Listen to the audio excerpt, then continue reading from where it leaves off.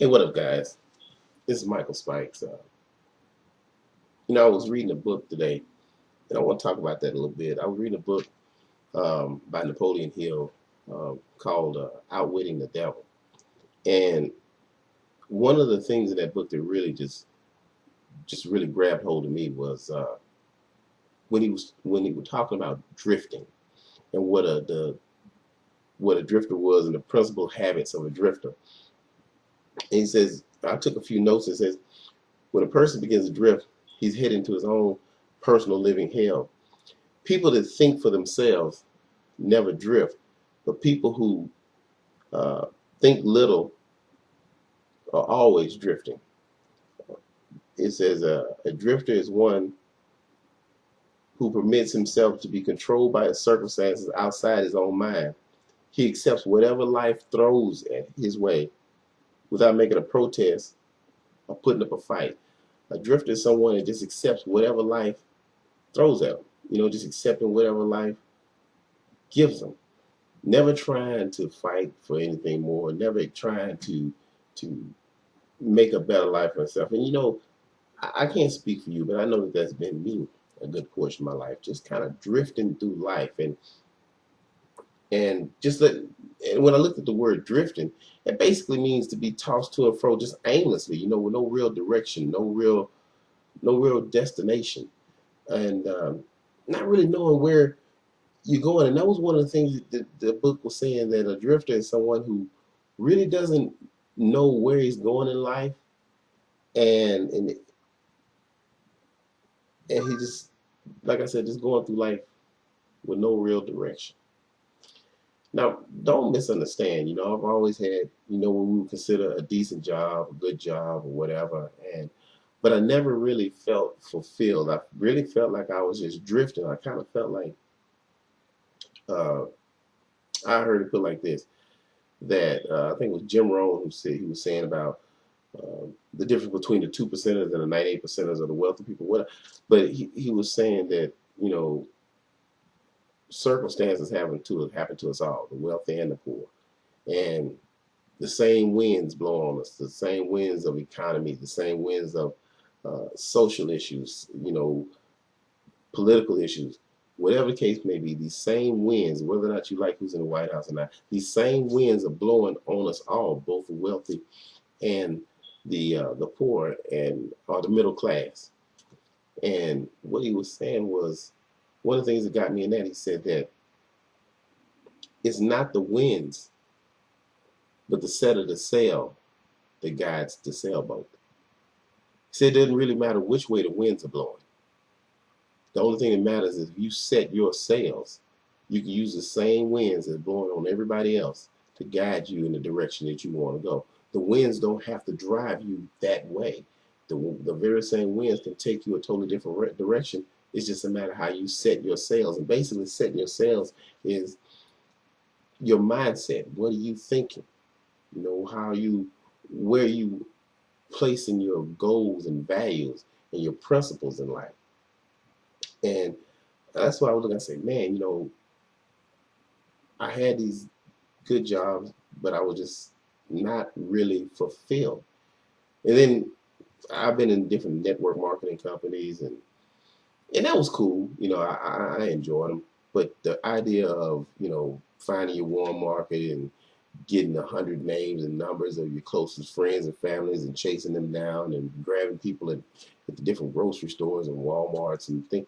And I had a little bit of success with those, and that was okay. But it just never really fit me. But I found this company called Empower Network, and it's just a group of people of all different nationalities, different demographics, all over the nation, all over the world, young people and old people alike, and they all have one mindset. And they all have their sales set. The ones that I've met, the ones I've talked to, the ones that are in my team, all have their sales set to drive them toward success. And I really think that's what we should be looking for. All of us should really strive for success. And but I think what we do is just kind of settle for whatever we can get. And Jim Rohn also said he made an interesting statement one time that that if you're not stretching yourself to your fullest potential, he says, if you made $30,000 a year, that's not. Let's just say $50,000 a year, 60,000. He said if you made that, that doesn't make you. You're successful if that's all you can do. If that's your best you can do. But if you're making $50,000 a year and you're able to make much more, if you're able to make, $100,000 a year, or you can even put yourself in a position where you can be a millionaire, he says, then you're a failure because you haven't stretched yourself to your fullest potential. You haven't brought yourself to the place where you're at your fullest potential. He says, and he made a very good point. He says, how tall does the tree grow?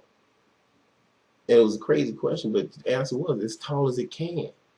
He says, you never hear a tree saying, I don't think I'm going to grow that tall today. I think I'm going to grow a little shorter than I'm supposed to. No, a tree is going to grow as tall as it can. And he said that's what we should do, always stretch ourselves to our fullest extent.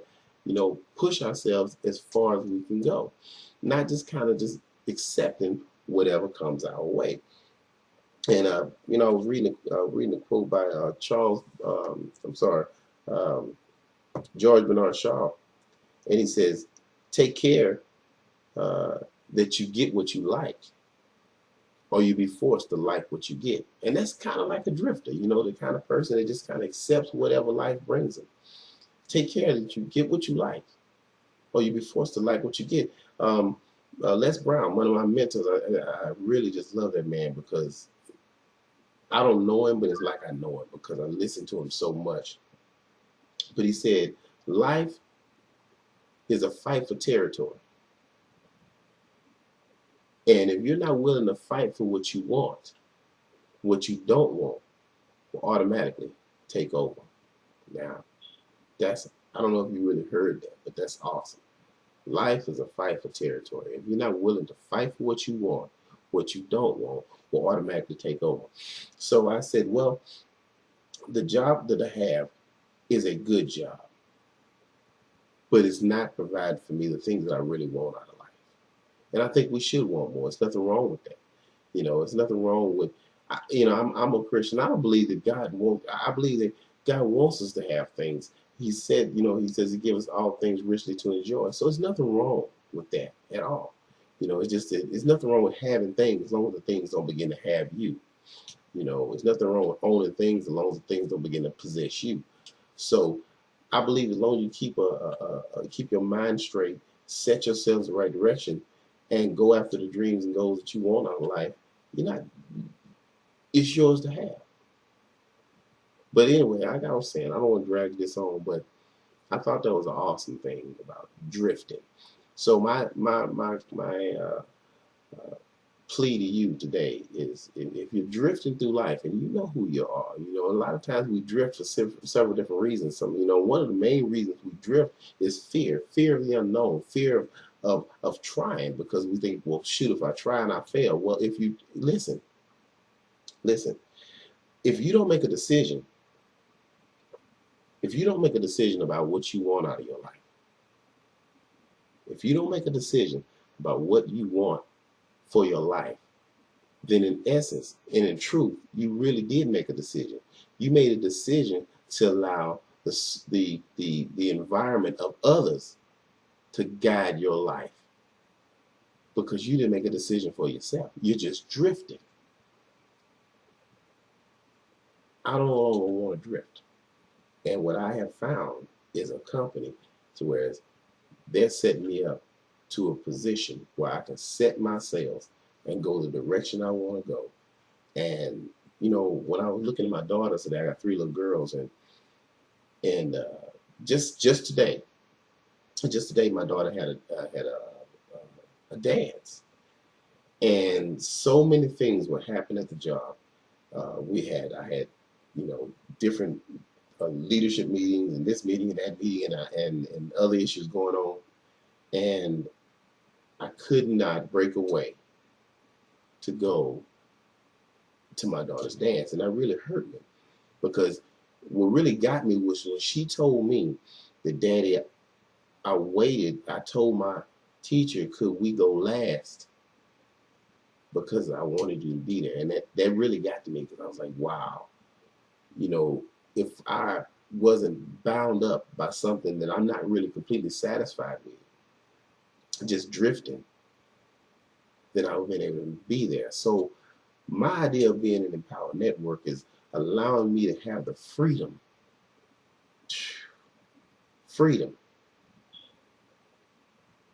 to do what I want and get what I like, and not be forced to like whatever I get. See, I was forced to have to like that today. I was forced to be in a position where I had to like that, but no longer will I drift. But anyway, this is it. If I hope I said something today that was encouraging to somebody. But if you're in a position where you no longer want to just drift through life, there's a link down below. Why don't you click it? Check out the opportunity. See if it's for you. And I love you. God bless you. You know, I'll see you at the top and not from the top, because you absolutely deserve it. God bless.